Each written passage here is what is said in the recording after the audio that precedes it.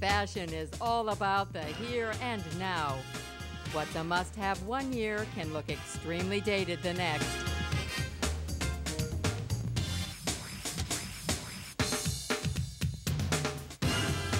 Go back on the fashion timeline for a look at some of yesterday's most memorable collections with the year in fashion.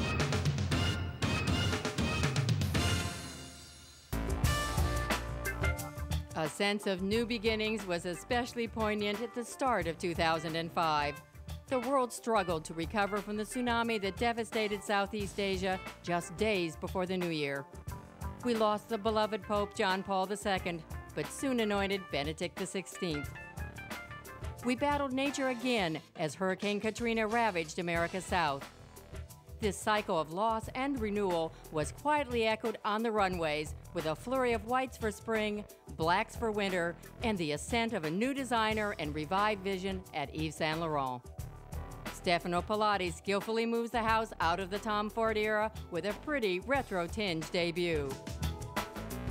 I think it looks a little softer than sometimes what Tom did. I mean, it's more feminine, more romantic.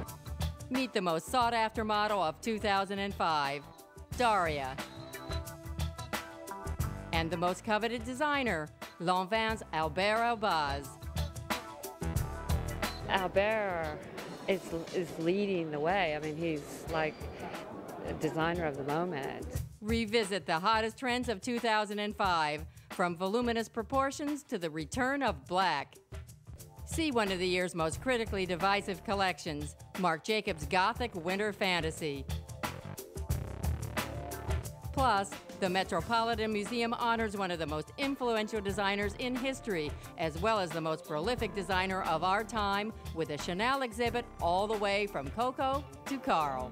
What we'll do is we'll take the Karl piece, juxtapose it with the Coco piece, and have a kind of dialogue between the past and the present that would allow everybody to understand what made a Chanel a Chanel.